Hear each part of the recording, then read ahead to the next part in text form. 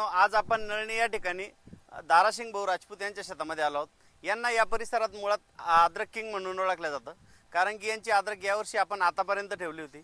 यांच्या पूर्ण शेती हे जैविक पद्धतीने करतात।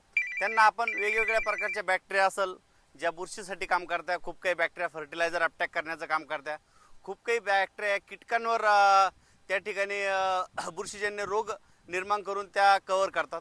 तर यांची अद्रक आपण आतापर्यंत ठेवली होती। उच्च भाव म्हणजे त्यांनी 14,000 रुपयांना अद्रक दिली। 1.25 एकरामध्ये त्यांना 25 लाखाची अद्रक झाली।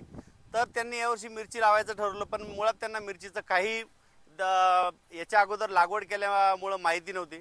प्रथमच मिरची घेतली। भाऊ, आपली लागवड कधीची आहे मिरचीची? 4 जूनची लागवड आहे आणि आपण झाडाची स्टेज वगैरे बघू शकतो।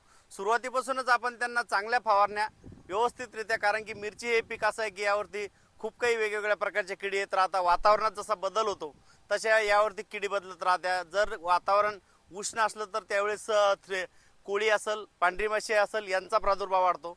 त्यानंतर जर सतत ढगाळ वातावरण वगैरे असेल तर त्यावेळेस थ्रिप्स वाढतो।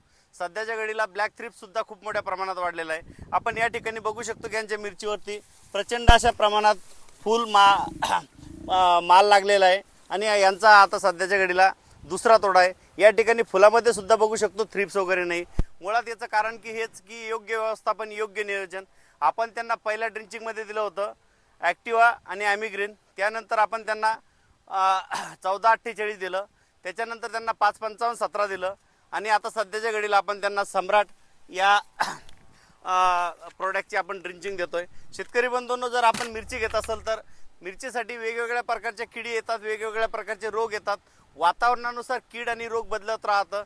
जर वातावरण सतत ढगाळ वातावरण जर असेल तर यावर्षी मिरचीला भावसुद्धा केव्हा केव्हा कमी होतो। भाव कमी होण्याचं कारण हेच की मिरचीमध्ये अँथ्रॅक्नोज नावाचे रोग येतो, ज्यामुळे मिरचीच्या फळांची प्रचंड प्रमाणात सड होते।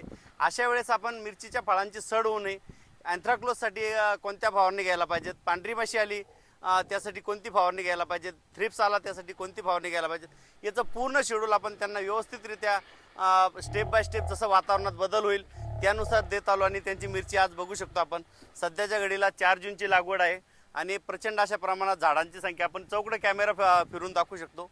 कारण की असं नाही की आपण शेतामधल्या चांगल्या ठिकाणी उभं आहे, इकडं सुद्धा फिरून दावा की पूर्ण शेतामध्ये एक सारख्या प्रमाणात वाढ झालेली आहे। त्यासाठी शेतकरी बंधूंनो, जर तुम्ही मिरची करत असाल तर तुम्हाला मिरचीविषयी अधिक माहिती हवी असल्यास तुम्ही आमचा संपर्क साधू शकता। थँक्यू। जय शिवराय।